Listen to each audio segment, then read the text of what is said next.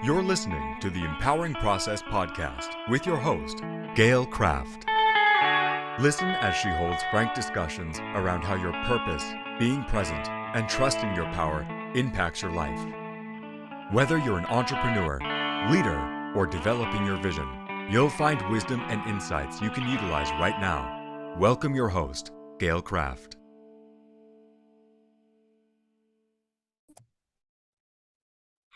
Hello, everybody. Gail Kraft here from the Empowering Process podcast. Thank you so much for joining me. I have a guest with me, and I always say amazing because the people in my life are all amazing. And this is Stef Gavin. He's an author, a speaker, and an educator at Stef Gavin, the Story Architect. So it'll be very interesting. He empowers passionate voices to create greater abundance in their hearts and in their wallets. And he's going to talk to us about after being burned out as a corporate accountant and descending into the darkness of depression. And oh, Steph, we will talk about that. Uh, he went on a journey to find joy and purpose in his life, and that opened up a whole new world to him and within him. Whereas Steph, he once held on to life with his fingers, he now embraces life with open arms. He is the co-host of the Sing Your Heart Song Summit, lead author of Heart Notes, which is an anthology of inspiring letters to matters of the heart, and the host of the podcast called Heroes of the Heart, and so much more. Steph, thank you for being brave enough to share your story with us. Oh, my pleasure. There was a time when I would have very much resisted the opportunity to share my story. And today, I really do seek out those opportunities just because it's such a powerful experience. For everybody that's involved, that storytelling has been for millennia such an integral part of who we are as human beings, and having the freedom to share our stories Right. can be so powerful. Well, it's the human experience, right? And one of the things we talked about before we got online, was that we want to emphasize that life is not a one and done deal, right? So facing yourself is the biggest fear. When you face yourself, it doesn't mean you won't have to do it again. And I will give you a quick example of me, and then I want to hear your story because it really is fascinating. Sure. First big face myself. There were many, but the first, like, punch in the gut, face yourself. I've told that story many times, and that's when I got fired from corporate America. I went down a nasty rat hole and finally got so toxic that I couldn't stand myself. And so I had to face who I was turning into, right? But the second time, the second big one, was I gave up everything to support a motivational speaker. I sold my condo. I left my business. I moved out of state. I sold and gave up everything to support this person because I believed in what they taught, and I wanted to be part of their growth experience. I wanted to tell the world. So little did I realize that most, not all guys, but many motivational speakers are a bit narcissistic. Right? It was the worst experience and a heartbreaker because I adored this woman. I believed in her. I believed in what she had to share. And to the point where I was in my apartment and I felt like I was dying from a heart attack. I had that much stress, that much disappointment, that much disbelief. And I literally said, God, I'm either going to go to the hospital because I'm ready to die, or I want to figure out why I got myself in this situation and get out of it so I never get into it again. But I need to understand what was lacking in me that I allowed this experience to unfold to this point where I'm ready to die of a broken heart. Right. And so that was really, really powerful. And that was so healing. I didn't leave that employment until I healed. Wow. Yeah. And then I left. So yeah, thanks, but no thanks. Yeah. Right. That is Right. really powerful. And one of the things I hear in that is knowing my own healing journey and all that took with it, that the environment plays the environment and relationships with others plays a huge role in that healing process. At Right. least it has for me and many of the people that I work with. Right. You have to forgive someone who And has injured you. when you're continuing to work with that person or in that environment that has caused so much pain, that can be really challenging. I mean, it's challenging to deal with regardless, but it's particularly challenging when you're like face to face with what you're dealing with on a regular basis. So what I did for that, so I'll let you know how I handled that, because I refused to leave until I healed, because Mm, I did not want to leave broken, mm, right? And so I started looking at, our relationship and what was it that she was doing that had hooked me, and what was broken in her life. I needed to understand what was broken in her life, that she had that need to mm, behave in that way, right? And when I realized her brokenness, it was like, oh my God, she's like a 5-year-old child. mm. And how can you blame a 5-year-old child? Yes. Right? Sure. Right? All you can do is show compassion, Absolutely. right? I was Because, listening to a book this morning called Positive Intelligence by Shirzad Shermain, and he talked about when we work with those people that we have a difficult time to empathize with for whatever reason, that one of the tricks or tools that he has used with both for himself and with others is to have them imagine the other person as a child, like you did with the person that you were working for, in imagining her as a 5-year-old child, having a temper tantrum, yeah. And right? I mean, it just changes our perspective from, this person should have it all together and has, all the answers and whatever, to, this person is just, kind of just starting on their journey. Right. Right. And with all of their gifts, they are not honoring the gifts by not working on themselves. Right. Yes. And I kept trying when I was there to make it work, and there was no making it work.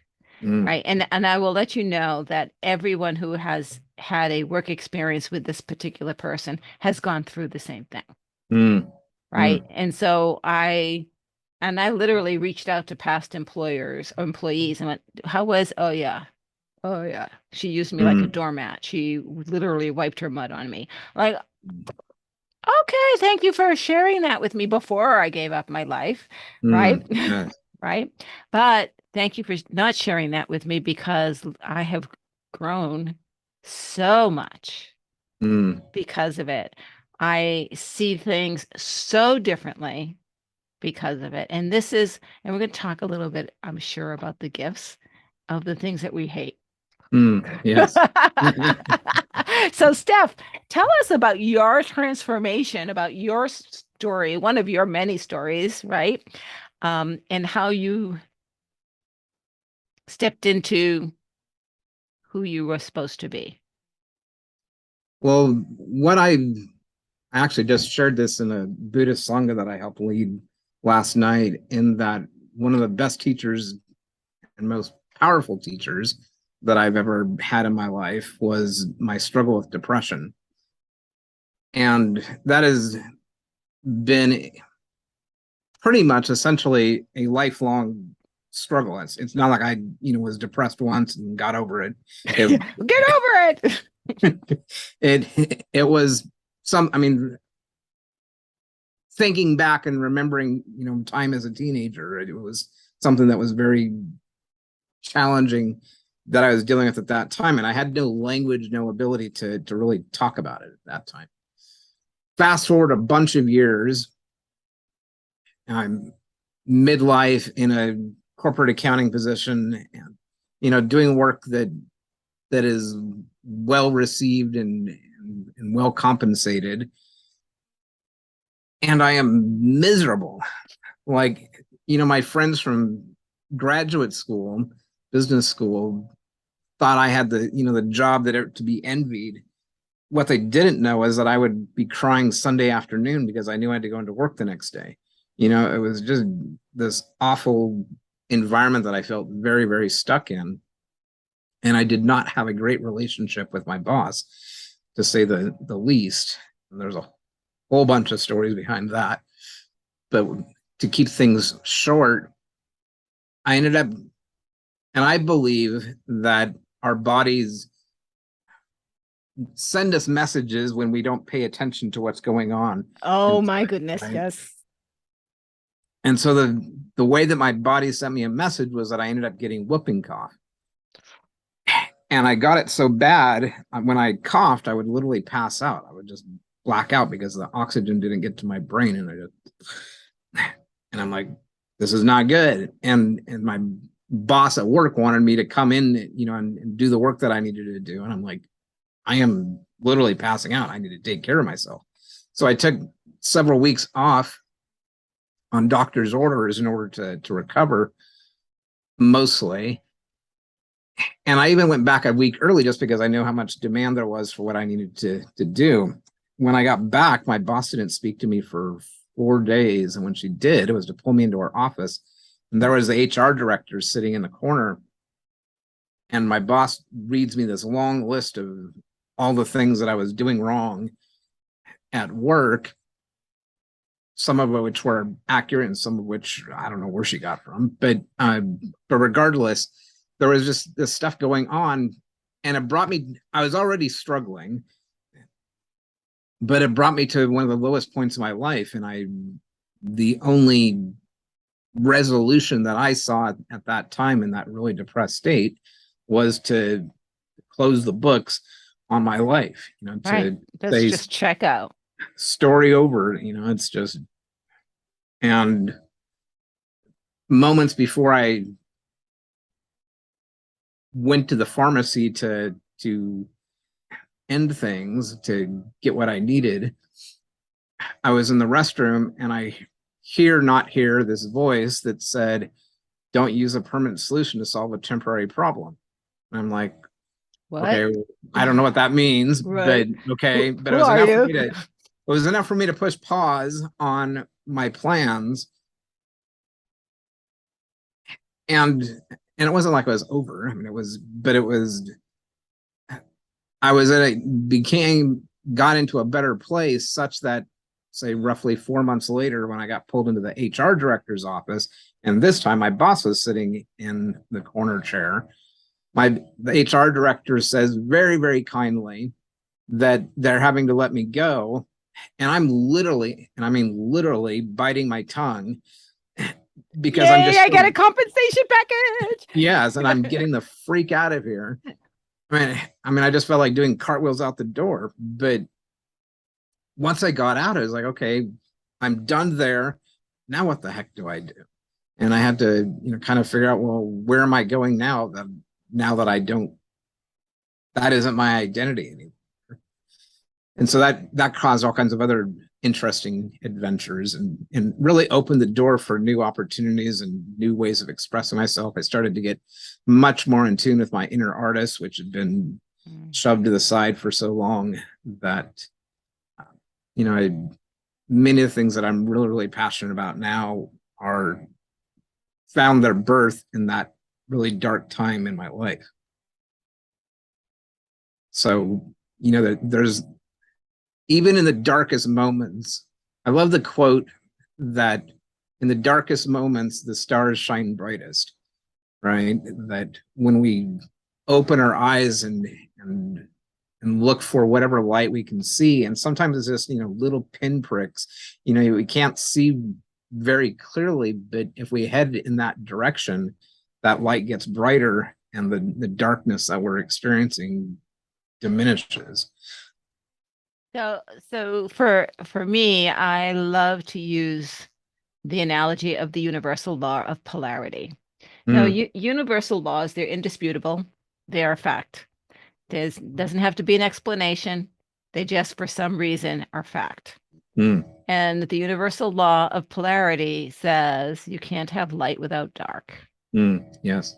right? Because you don't recognize light if you don't first recognize dark, Absolutely. right? And so I can express and feel ridiculously levels of love because I have felt and expressed ridiculously low levels of no love, right? Mm, Right. yes. That broken heart. Literally, I told people when it first started, my heart is breaking open, but it's becoming a positive experience Mm, because yes.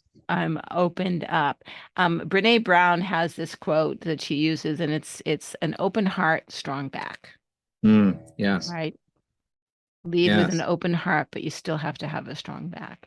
The And image that comes to mind for me is someone said that the cracks are where the light comes in. So if you envision a heart that's got cracks in it, then that those cracks allow the light to shine through. right, right. So much so what was it that so you had this voice and I've heard the same voice. I think we talked about, Mm, my point where I was literally on the railing and a voice mm, said, you're jumping for the wrong reasons. Get off. mm, Right. mm. And I did, obviously. Um, right? Thankfully. Thankfully, thank you, right? And there's so many people that I have touched since then that I wouldn't have had the opportunity to touch, right? Yes. And so, but when that happened, that gets you to go, okay, I need to change my trajectory. But then what? So Right. Steph, Yeah. then what? You're like, Yes. okay, I have no idea who you are or what you had to, or even what that means. Now, what did you do? Yes. Well, the first things that started to happen, like I said, I started to explore my creative side. So I've often told people that I am a creative accountant, which gets some interesting responses because people immediately start thinking about Enron and WorldCom and all kinds of other places where businesses have gotten into massive trouble because of creative accounting happening. I'm not that kind of creative accountant, uh, but I really began to just explore. And one of the first things that I did is I got certified as a creatively fit coach with Whitney Freya. And she just had a really great method by which to look and see and for us to see for ourselves that we really are creative individuals. We don't have to have the MFA on the wall. We don't have to have, paintings in the gallery or, our names and lights or whatever in order for us to recognize and to identify as creative people. All we have to do is, allow our creativity to express itself. So as I did that, began to allow that to come forth in my life, I started doing some drawing, I started doing some painting, I eventually did some photography. And of course, I did some writing and storytelling, which is one of the ways that I've long processed things, both through fiction and through nonfiction means of writing. And it's just, kind of getting what's going on inside, outside, so that it can be more easily seen, expressed, and kind of Alchemized. yes, yes, Alchemized. It changes. Yes. absolutely. And so Yes. it's and that can show up in lots of different ways. In Mhm. my own life, I mean, I created jewelry. First one of the first things that I did is I went to this farmer's market, met this jeweler who taught people how to make these really simple bracelets, and so I took a class from her and started creating some of my own stuff and just explored lots of different ways of what that looked like. And that was a whole evolutionary process in of itself, going from I'm not an artist, to, okay, maybe I'm an artist, but I'm a really bad artist, to, okay, I need to be like Leonardo or, Raphael or whatever in order to be counted as an artist, to, what, there's lots of different ways of expressing ourselves. And there isn't one right way that this is the one approved path, which still very much, I don't do as much art as I once did, but it still very much informs what I do, because we're continuously creating our life, and the choices that we make, how we think about our story, how we share our story, how we hear other stories, all help us to turn the page in our life and create what's next. So what I love, what I'm hearing from you, Steph, is the word create. And if you believe, like I do, right, that something greater than us created our soul, or whatever you want to call it. If you believe in it, could be God, it could be Allah, it could be, the universe. Something created us. And in that process, we are connected to that something. If that something can create this experience, we have the capacity to tap into that. We are creatives. We don't live like the animals, right? We created homes, we created cooking, we created clothes, we created farming. We are creators. Absolutely. So to deny that is to shut off the very source that has created us. Yes. Right. And so I love that that's the first thing that you turn to to be rescued. Right. Yeah, absolutely. And part of that experience is, one, recognizing the creative power that I have within myself, but also recognizing that there is a creative power that's bigger than myself. Yes. One of the ways that showed up just this week was, part of my morning practice is meditation. And at the end of my meditation, I oftentimes just draw a little image to kind of represent what happened during my meditation. And what I drew the earth, and then I have a cycle that represents my story. And I drew that on top of the earth. And of course it wasn't to scale, but what it taught me, I saw in it was, that this earth is this great big expansive place and source. And I play I'm just a small part of that, which was actually, that could be really disempowering, but for me it was really empowering, in that, I can tap into that greater source in order to create what it is that I want to create. And, just like, I'm looking out the window and seeing all these trees and so forth. And, each one of them is abundant and prosperous and so forth, because of how they've tapped into the source beneath them and above them. Exactly. And how they alchemize it and become, what they are. I was speaking with another coach this week, I believe, and we were talking about the processes that we use. And I don't use a process, because I show up for you. What do you need from me? You don't need a process. You need me to show up for you. Right. And I record my sessions because sometimes I don't know what I'm saying. And, I started recording because I had a client one time she's like, what did you just say? I'm like, I have no idea. I don't know why. What did I say? Right. Because I get into the zone, get into the groove, get into whatever you want to call that space, that flow. Yes. Right. When I'm working with someone and I am looking for, what do you need from me right now? In order for you to get to where it is that you think you need to go to. Absolutely. Right? Yes.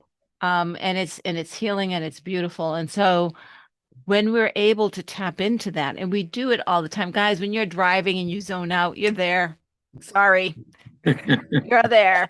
When you watch TV and have it, hey, I just turned this on and it's an hour later and you didn't sleep, it's there.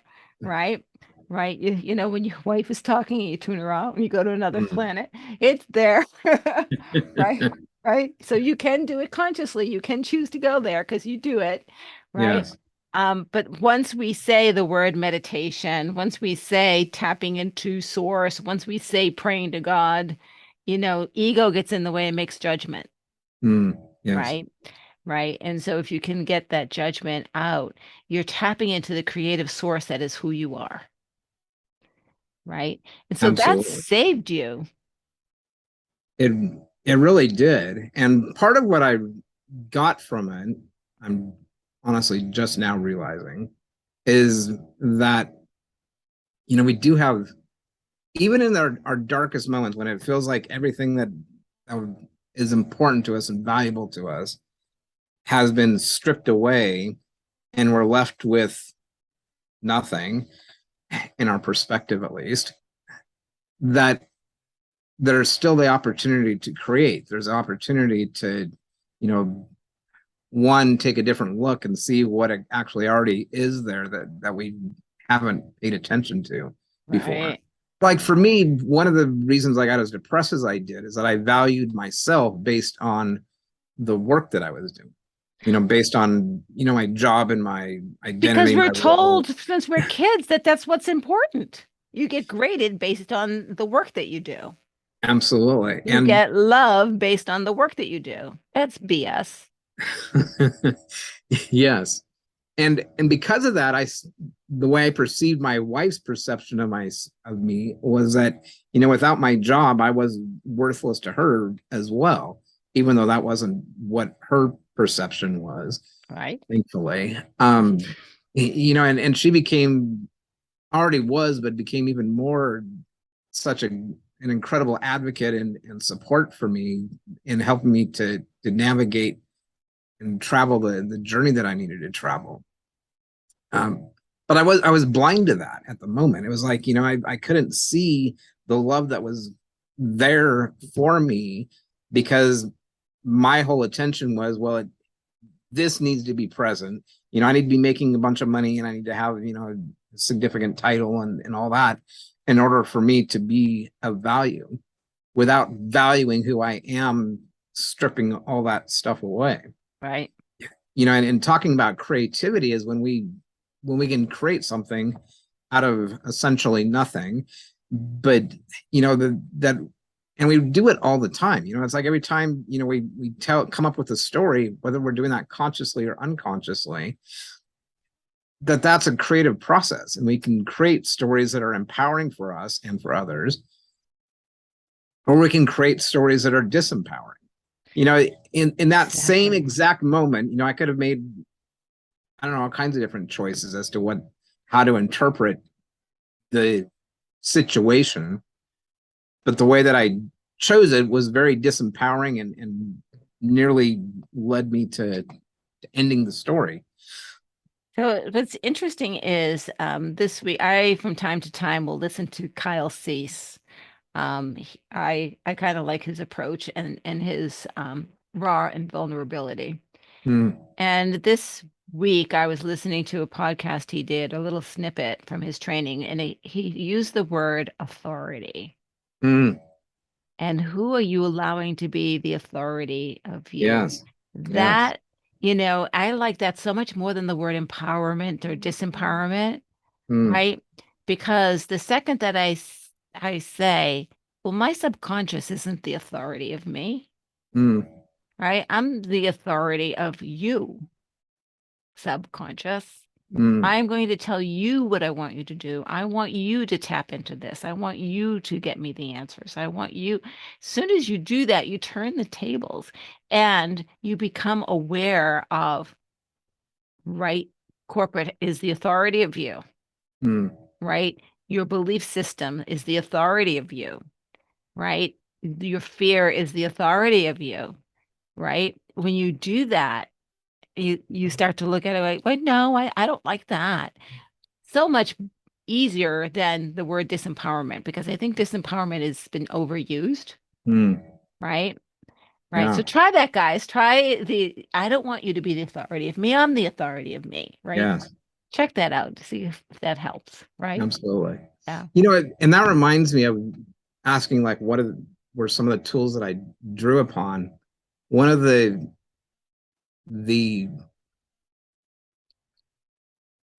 in looking at the North Star for myself as to, how am I guiding my life? What am I trying to create? The phrase honestly came from the Book of Mormon, where it says Adam felt that men might be in, but that they might have joy. But that whole idea is that men are that they might have joy was like, well, if the purpose of life is to have joy, and I am about as far away from that as you can be, then there's got to be some way for me to get closer to experiencing that joy, right? Right. And so I held that up as if it were the North Star, and said, okay, well, I'm going to follow that and tune into what is it I'm trying to capture, what am I trying to create in my life. And by using that as a North Star, as a guiding point, it helped me to see, well, am I getting closer to that, or am I getting further away? And as I did that, I was able to make choices as to, the activities, the people, the thoughts, the stories, etc., that I entertained, in order for me to get closer to what it was that I was trying to achieve. Right. And eventually I came to the point where it's like, you know what, I do have joy. I wake up on Monday morning, or, even on Sunday evening, when I'm thinking about the next day, that there is a sense of joy and excitement about what I'm doing, rather than a dread that I had been experiencing. Exactly.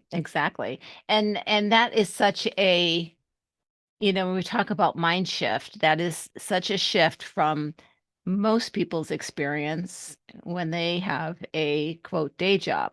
Now, I don't want to bash corporate, because there are some good companies out there. And there are some good managers out there, right, Yes. who are trying to do the right thing within a structure that's not supportive of trying to do the right thing. But as a whole, I look at the corporate pyramid structure as an experiment that failed, because this kind of structure that the majority of us get up and go to work every day, did not exist 120 years ago. People it didn't, right? Entrepreneurship was how you made a living then. Yes. So why are we surprised that the wave of the entrepreneur is coming back? Because the experiment is failing. Yeah. Right. Yeah. And I love the idea that you present, that corporate isn't necessarily bad or evil or whatever. It definitely has a tendency to have lots of flaws. Right.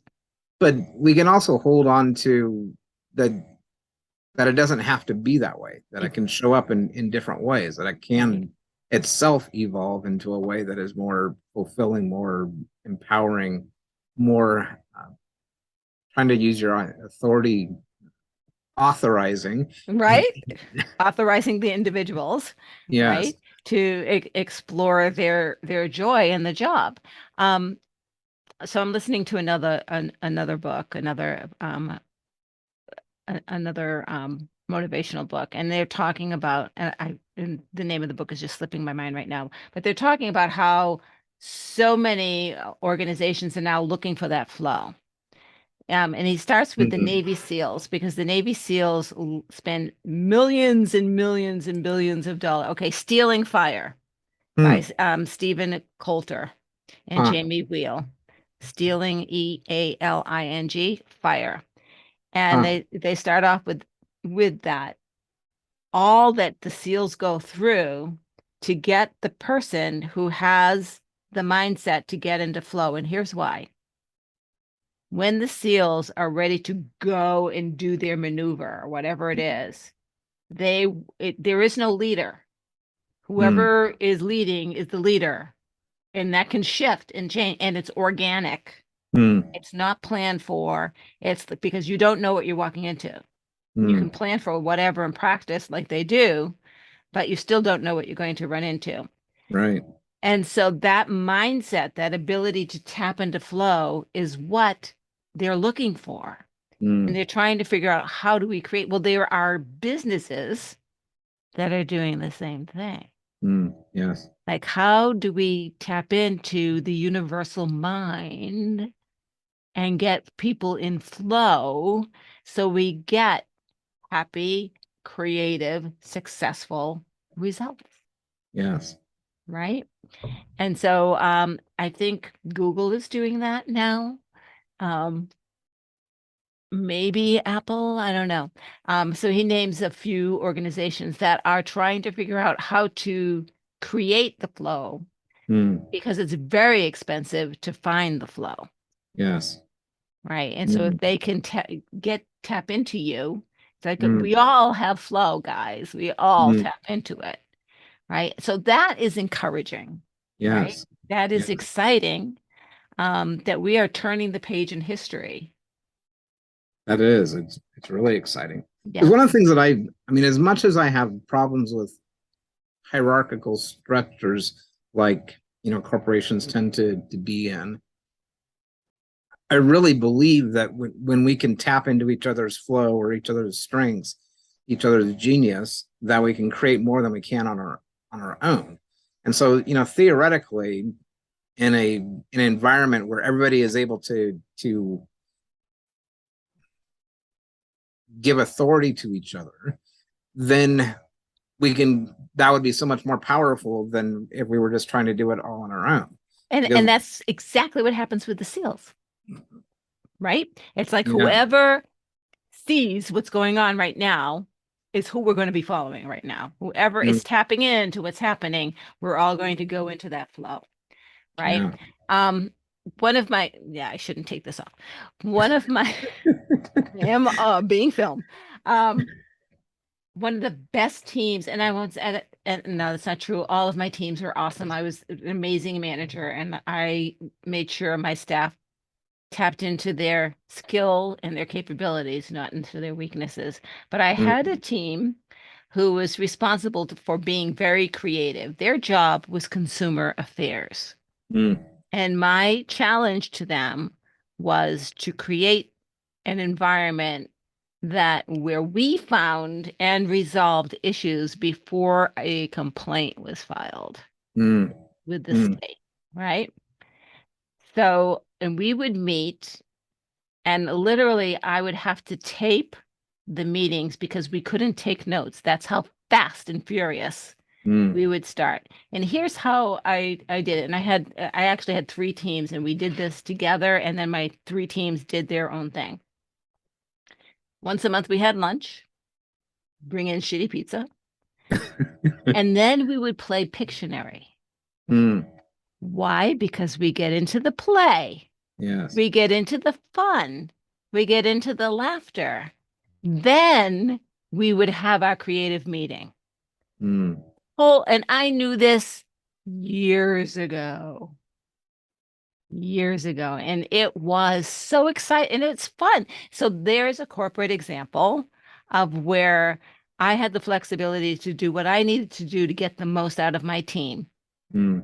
right? And it That's was good. not questioned, That's excellent. right? Yeah, that was really, really cool. That was fun. Yeah.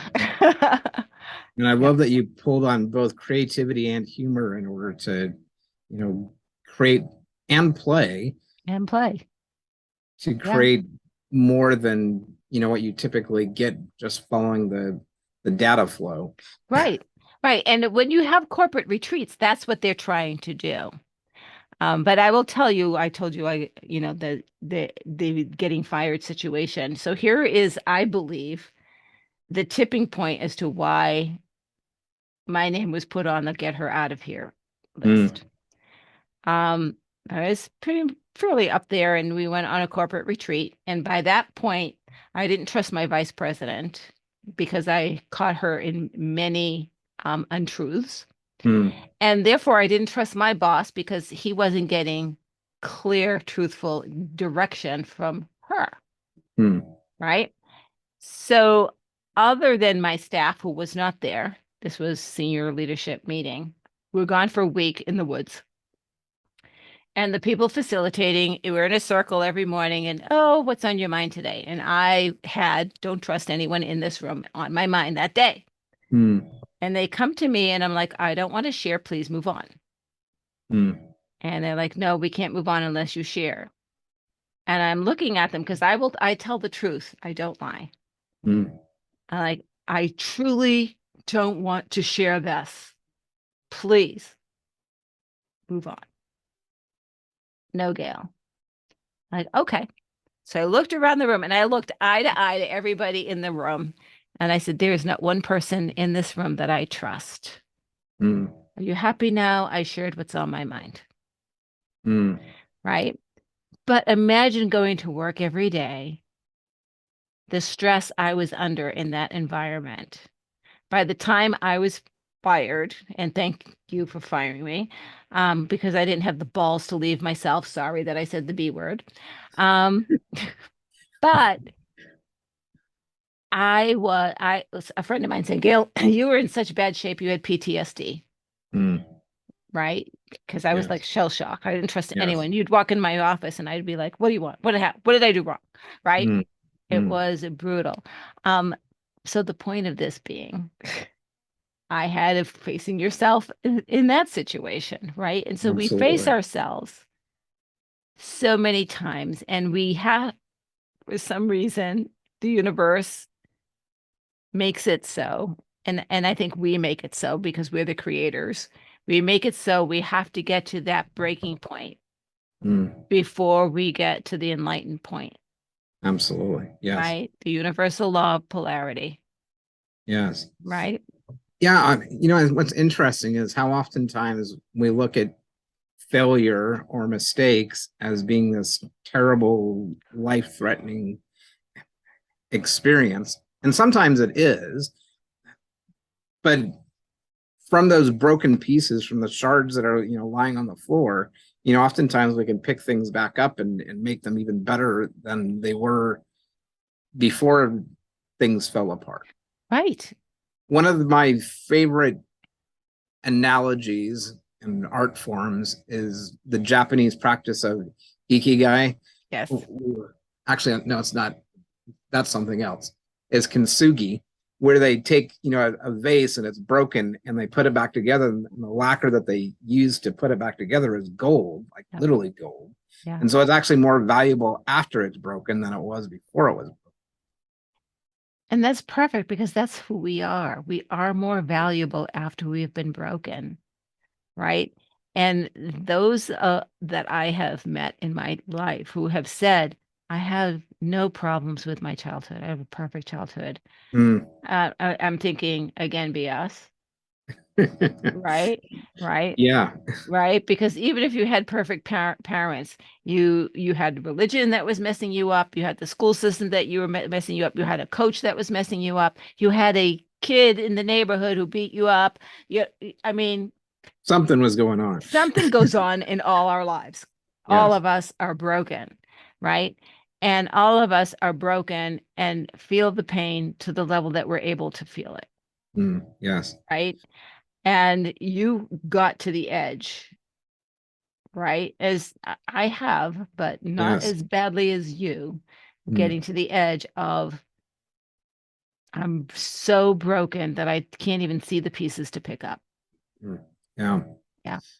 And going off that, while you're talking about that, I remember when I first started working with a therapist, the best therapist I ever had, and she invited me or encouraged me to look at my childhood, and I'm like, hell no, we're not going there.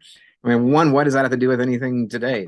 I'm an adult making rational decisions and whatever. What I didn't realize was, and I did come to the point where I really valued that um, practice was, we make so many decisions and create so many if this then that statements in our life that the scripts of our life are created and embedded in our internal programming so long ago that we don't we're not conscious of them. We And don't in recognize it now. And until we go back and debug that coding, just by looking and seeing what happened and how can I create something different from what happened. Like, it's never too late to create a happy childhood, that we can always reframe our story in a way that is empowering and that helps us get to a better place. But we have to be willing to do the work to get there.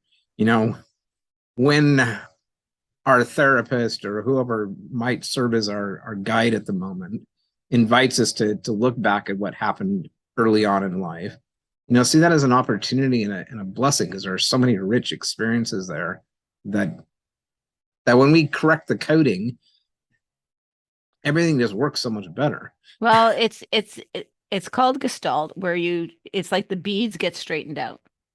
Right. From that time moving forward, because you look at everything differently. I just finished an anthology and I do need to go on my abandonment issues, when I finally discovered them, and, and going through the events in my life that not only created abandonment issues, but anchored them in time and time and time again. And the decision that I made as an adult that stunk, because I made them from the abandoned child perspective. Right?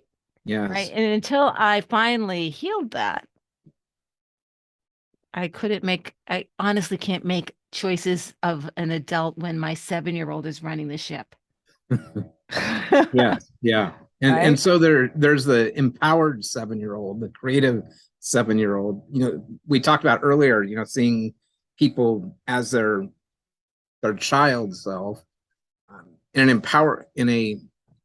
positive way. But there's also the messed up 7-year-old that just doesn't know better and Right. makes a decision that plays havoc in our lives. Right. And it's always emotional. We always make choices emotionally. And if we can step out of the emotions, our decisions would all be different. But oh my God, Steph, we could go on and on. Yes, but I am going to say thank you so much for joining me. How can people get in touch with you if they wanted to know more about what you do and how you do it? Sure. So one of the best ways is come to my gathering that I hold weekly on Tuesday afternoons, called Share Your Light.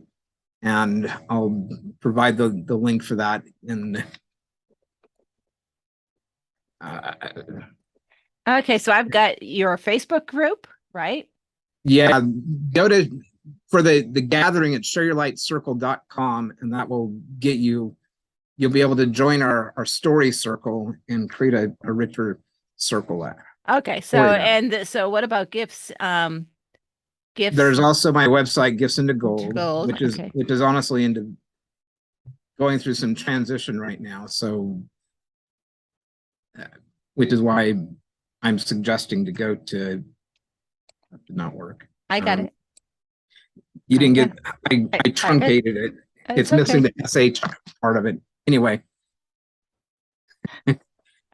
That's okay. I would have figured it out because I would test them before they go anywhere. So it's Share Your Light, SH. Yes. There you yes. go. Okay. Yes. Awesome. So thank you so much, Gavin, and everybody. Thank you so much for listening to this amazing discussion that I had with Steph. Honest to goodness, we're gonna do this again, I think. If something came up for you, or if you have a question, please do comment below, because if something comes up, maybe it's something that we could have another session on and talk about. We'd love to respond to you. If this really hit and resonated for you, do like it, let us know. Always subscribe, share, and if there's someone you know who could learn from this and gain some insight, please let them know. Share it out to them. Thank you, everybody. And thank you, Steph, so much for spending your time with me. My pleasure, Gail. Bye. Thank you. Bye-bye.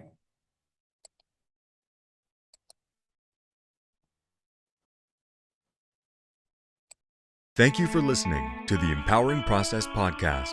Be sure to visit Gail at gailcraft.com to learn more about how she serves thought leaders, entrepreneurs, and goal seekers. And remember, if you like this broadcast, be sure to share and subscribe so you don't miss an episode.